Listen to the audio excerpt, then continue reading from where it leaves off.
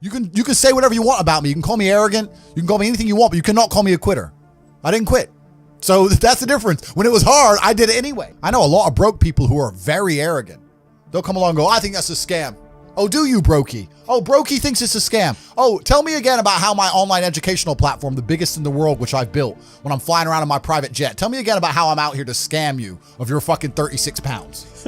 Most people are trying to do the smart work before they do the hard work. It's kind of like talent, right? You don't notice if you're talented at something until all the hard work's done. Yep. I could be the most talented tennis player in the world, but I don't play tennis. So if I go down the tennis court, Joe Schmo is going to smoke me. I don't get to see my talent until I've worked so hard that I'm in the top 1%, and now I'm beating them because I have some God-given gift. Yeah. You understand? Yeah. You have to do the hard work first. If there's no hard work, there's no smart work. So someone's going to sit there and go, I work smart, I don't work hard, so I only have to work an hour a day. If working smart gets you a lot done in an hour a day, then you should work smart for 12 hours a day and get 12 times the work done. I am absolutely and utterly a believer in hard work. I'm a proponent of hard work. I have all this money and all I do is work. My entire life is work. This podcast is work. I want to go to the gym so I'm in good shape. Work. It's all work. My entire life is work. And people don't want to look at life that way. They want to talk about work-life balance and being lazy and all this crap. I don't believe in any of that. I believe in if you want to win, you have to outcompete the man who's prepared to do nothing but work. It's player versus player. If you're going to sit there and go, I don't want to work more than an hour a day, well, the guy who does want to work more than an hour a day is going to beat you.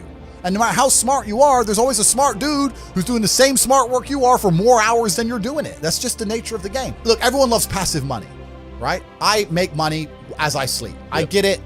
You need to de-link your time to your money, because if you're only working for money, you run out of time, you can't make enough money. I understand all those principles. My point is, if you have no money and you're coming to me saying, I want to make passive income, why are you not making active income? Get up off your ass and work first. Because there's no such thing as completely, truly 100% passive. You're going to have to check on it. You're going to have to maintain it. You're going to have to find a new tenant for that property. You're going to have to make sure that DeFi crypto farm you're in doesn't go to zero. It's not a rug pull. Yeah. You're always going to have to keep an eye on it, right? But the idea that people with no money are already so concerned with making money without work is amazing to me. You should be worried about active income. If you show me, if I'm a brokey, and you show me how to make $1,000 an hour, I don't sit there and go, okay, but how can I make that passive? I go, cool, I'm making $18,000 a day because I'm going to work. Dude, you don't need to worry about passive income until you have no more time. I look at passive income because I have 18 hours a day I work. When all 18 of those hours are done and my workload still isn't finished, I have to find a way to make some of those income streams passive, either via staff or whatever else. Yep. And that's how I work smart. I use all of my time, and when all my time is done, now I have to become more efficient so that I can get more done within the same time frame. To sit there and say, I don't want to use my time, so I want passive income is dumb shit. The 16-year-old making 45 grand a month, if he was to sit to me and go, I don't want to make the TikToks, I want someone else to do it, make it passive, that he wouldn't be making any money. He's just working. You have to just work. At some point you have to bite the bullet and just work. So when someone comes to me talking about passive income and they're a brokey, I'm like, you are just lazy. You are lazy. You will never get anywhere. Lazy people never get anywhere in life. Doesn't matter what it is. Doesn't matter if it's tennis or money. If you're lazy, you're never going to get there. That's how it works. If you're the kind of person who's going to quit because it's hard, then fuck off.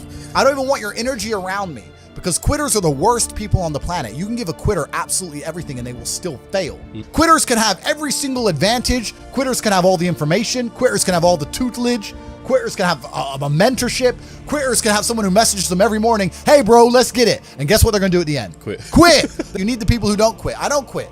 Every single facet of my life is testament to the fact that I don't quit. When people see my plane in the sky, you can say whatever you want about me. You can call me arrogant. You can call me anything you want, but you cannot call me a quitter. I didn't quit. So that's the difference. When it was hard, I did it anyway. That's who I've always been. And if you don't have that kind of tenacity, you're never going to be anything. So the people who come along and talk about passive income, they sound like quitters to me. They sound like people who don't want to work. I only believe and say and think the things that give me as much power as humanly possible. That's just the guy I am. And as many people are going to sit there and say, Tate, you're delusional, you're a narcissist. You go through the world saying you're super lucky and that you're bulletproof and you can do all these crazy things. It's impossible for you to be depressed. You're a narcissist. Perhaps. Look at my life and look at yours. Yep. So let's talk about it let's look at it in pure metrics. Who came from a worse scenario at the start? Who had a worse background? Me. Who's now more successful? Me. Who's happier? Me. Who smiles more? Me. Who sleeps easy at night? Me. Why the fuck would I want to think like you? If thinking this way makes me a bad person, but I get fucking fantastic results from my entire life, and everybody close to me gets fantastic results from knowing me, and everybody close to me absolutely adores me, why would I want to adopt your thinking and be a sad fucking sack of shit sitting on the internet trying to cancel people like a dork? I don't want to be my enemies. There's not a single enemy I have that I'm remotely envious of in any regard. Every single one of them has a shit life and a shit existence. I already won. God's already punished them. God's already rewarded me. I know these things. I'm the luckiest man on the planet. You have to say these things and you have to truly believe them. Do you deserve to be happy? I think a man should have absolutely no interest in whether he's actually happy or not. If I wake up and I'm unhappy, I will do the exact same things as if I am happy. I will go to the gym the same. I will work the same. How I feel has no impact on how I live my life. I don't think happiness as an index is a healthy view for a man to have on life success. What I think for a man, if you're waking up and going, oh, am I happy, am I not? You're looking at life wrong. I think of a man, if you put happiness if you move it down the scale, right? And you start looking at, am I successful? Am I competent? You know, am I achieving things? Am I respected? If you start to look at these indicators of your life, you're going to end up being happier without actually analyzing if you're happy or not. Genuinely, every single person watching this, go look in the mirror after this stream, go into the bathroom, look in the mirror. Do you deserve to be happy? Look yourself in the eye. The answer is probably fucking not. You don't deserve it. Bam. When you're hungry, it's your body telling you need to eat some food. That's fine. You react to that. When you're depressed, your body's telling you need to change your life. And if you're feeling that for long periods of time and then not changing your life, well, you don't deserve to be happy. You don't deserve it. Everything in life that is valuable must be earned. Peace of mind must be earned. Happiness must be earned. I'm happy because I earn it. I get to be top G. Of course, I'm fucking happy. I'm me. When I look at the lives of people who tell me they're depressed, I look at them and think, you know what? If I was you, I'd be fucking depressed. Facts. If I was you, I'd be depressed. So of course you're depressed because your life is shit. But whose fault is that? Yeah. That you have to take some personal responsibility for it. And what they'll do is they'll try and outsource it. Well, I had a bad star, or this happened to me, that happened to me. World ain't fair. Suck it up, buttercup. Shit happens to everybody. I could sit here and be an unsuccessful piece of shit, and I got 10 stories to tell you why I have excuses to do exactly that. And here I am, top G. So that's life. That's life. You have to get shit done. So yeah, if you live a depressive life, you're gonna feel depressed. If you lived my life, you wouldn't feel depressed. So now you know what to fucking do. Now you're either gonna get up and do it, or you're gonna sit there and stay depressed. And that's why these people are so desperate to defend the idea that depression can't be solved.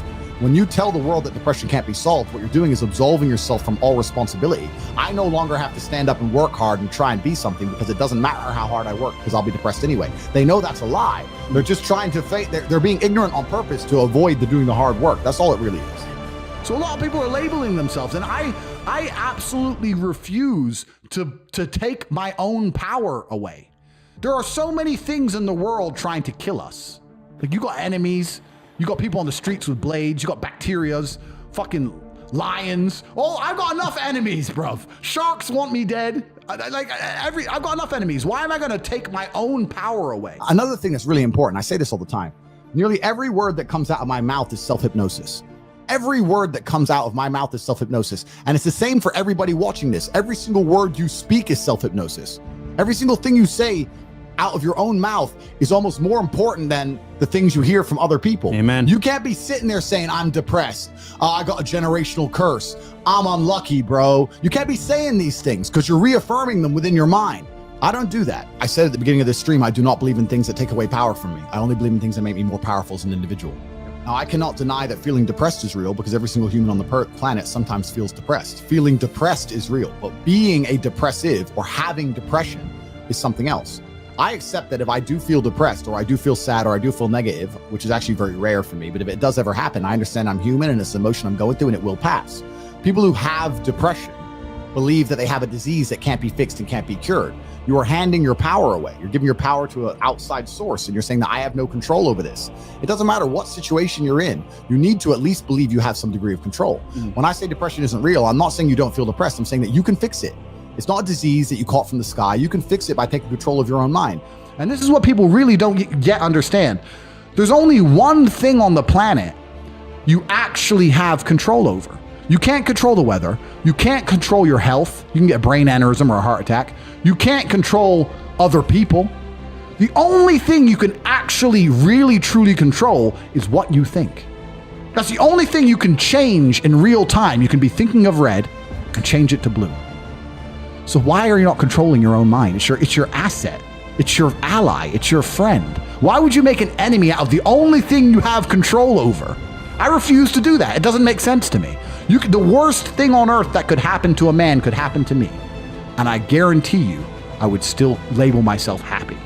I'm happy because that's who I am. That's how I view myself. That's what I've decided.